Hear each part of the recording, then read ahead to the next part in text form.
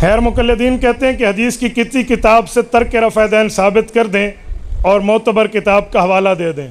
صحیح مسلم جلد نمبر 1 کتاب الصلاۃ صفحہ نمبر 181 ورقے کی بائیں سائڈ قدیمی کتب خانہ کراچی کی چھپی ہے۔ حضرت جابر ابن سمرہ فرماتے ہیں صلی رسول اللہ صلی اللہ علیہ وسلم خرج رسول اللہ وکنہ صلینا، حضور پاک باہر تشریف لائے، ہم نماز پڑھ رہے تھے، اللہ کے رسول نے فرمایا مالی اراکم، مجھے کیا ہوا، رافعی ایدیکم، کہ تمہیں دیکھ رہا ہوں تم رفع یدین کر رہے ہو، کأنہا اذناب خیل شمس، یہ تو شریر گھوڑوں کے دم ہیں، اسکنوا فی الصلاۃ، نماز میں سکون اختیار کرو۔ تو پیغمبر علیہ السلام کی حدیث ہے۔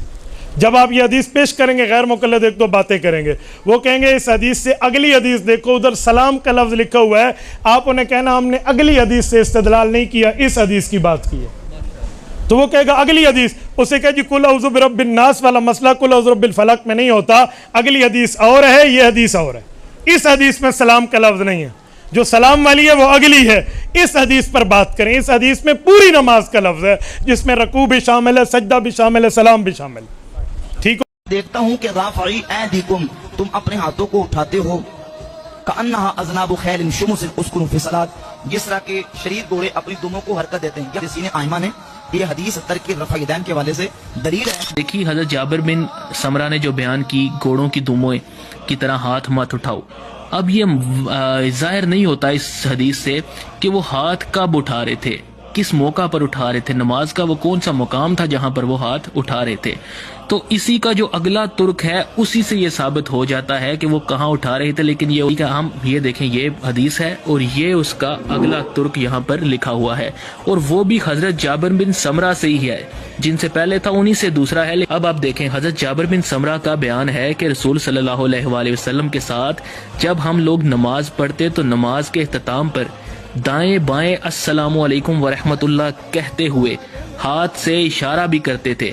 یہ ملاحظہ فرما کر حضور صلی اللہ علیہ وآلہ وسلم نے ارشاد فرمایا تم لوگ اپنے ہاتھ سے اس طرح اشارہ کرتے ہو جیسے شریر گھوڑوں کی دمیں ہلتی ہیں، تمہیں یہی کافی ہے کہ تم قادہ میں اپنی رانوں پر ہاتھ رکھے ہوئے دائیں اور بائیں منہ موڑ کر السلام علیکم ورحمۃ اللہ کہو۔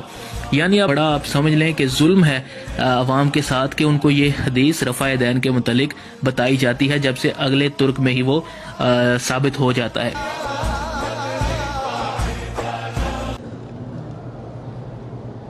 رفع یدین بھی ثابت ہے، رات میں رفع یدین بھی ثابت ہے۔ میں نے پہلے بھی عرض کیا تھا کہ ترمذی شریف کھول لیں، اس میں امام ترمذی رحمہ اللہ نے دونوں باب باندھے ہیں، رفع یدین کرنے کا بھی اس پہ حدیثیں ہیں، رفع یدین نہ کرنے کا بھی اس پہ حدیثیں ہیں، اور یہ محدثین کی فقہ ہوتی ہے کہ جو باب بعد میں باندھیں وہ دلیل ہوتا ہے کہ پہلا حکم ختم ہو گیا ہے، تو پہلے انہوں نے رفع یدین کا باب باندھا ہے، بعد میں نہ کرنے کا باندھا ہے۔ آپ مجھے کسی حدیث میں کرنے والا جو ہے بعد میں دکھا دیں، نہ کرنے والا پہلے دکھا دیں، لیکن جو کرتے ہم تو اعتراض نہیں کرتے، پتہ نہیں ان کو کیا تکلیف ہے کہ ہم پر اعتراض کرتے ہیں۔ سوال یہ ہے کہ آپ صلی اللہ علیہ وسلم کے زمانے میں جب بتوں کی پوجا کی جاتی تھی اور رافع دین کرتے تھے تو ابھی تک یہ رافع دین کا سلسلہ جو جاری ہے، تو مسئلہ اہل حدیث کی نگاہ میں یہ صحیح ہے یا غلط ہے، اس کے بارے میں تھوڑی تشریح کریں۔ جی بھائی صاحب نے سوال کیا کہ رفع یدین کرنا چاہیے کہ نہیں، and there is a misconception کہ کچھ لوگ یہ سمجھتے ہیں کہ رفع یدین اس لیے کیا جاتا تھا کیونکہ لوگ جب نماز پڑھنے آتے تھے تو ان کے بغل میں بت رکھتے تھے تو بت کو گرانے کے رفع یدین کیا جاتا تھا۔ یہ کدھر بھی حدیث میں نہیں لکھا ہوا ہے، کوئی بھی صحیح حدیث میں لکھا ہوا ہے۔ اگر مان لو یہ بات صحیح بھی ہے کہ لوگ بت پکڑ کے لے کے آتے تھے تو اسی لیے رفع یدین کرنا چاہیے، تو ہر فرقے کے لوگ جب نماز پڑھتے شروع میں جب اللہ اکبر کرتے ہیں تو ہاتھ تو کان تک اٹھاتے ہی ہے، تو جب ہاتھ کان تک اٹھاتے ہیں when they raise the hand تو بت آٹومیٹک گر جاتے، تو پھر سے رفع یدین کرنے کی ضرورت ہی نہیں۔ تو یہ کہنا کہ پیپل یوزڈ ٹو ڈو رفع یدین because there were idols in the armpit is totally wrong. It's not mentioned in the hadith. The reason why Muslims should do raf'a yadayn, it is because mentioned in the Sahih hadith of Sahih Bukhari in point number 1 in the book of Salah, the Prophet whenever he offered Salah, when he prayed, he did raf'a yadayn. So based on this Sahih hadith, every Muslim when they offer Salah, they are supposed to do raf'a yadayn. جی بخاری شریف میں حضور پاک کا ارشاد ہے کہ اس طرح نماز پڑھو جس طرح تم مجھ کو نماز پڑھتے دیکھتے ہو۔ سوال یہ کہ حضور نے کس طرح نماز پڑھی، جبکہ بخاری شریف میں حضور نے رفع یدین کی نماز پڑھی ہے بخاری شریف میں حضور نے رفع یدین کی نماز پڑھی ہے۔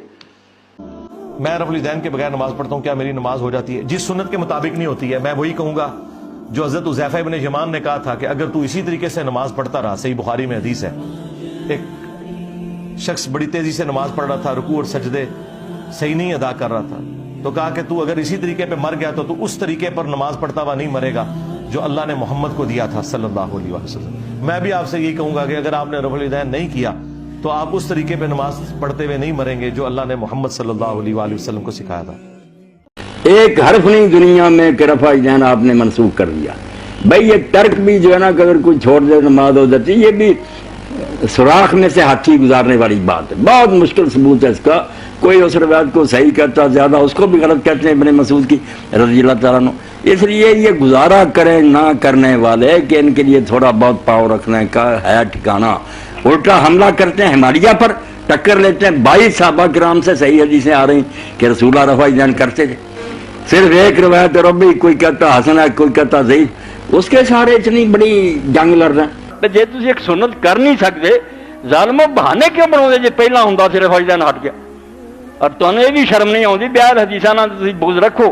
وہ ہمبڑی شیخ عبد القادر جیلانی، حنفی، شافعی، مالکی وہ بھی کردے اٹھاؤندے سارے، انہوں نے غوث مندے جے کچھ بیوقوف ہے 500 سال بعد ہی غلط نماز پڑھ دے۔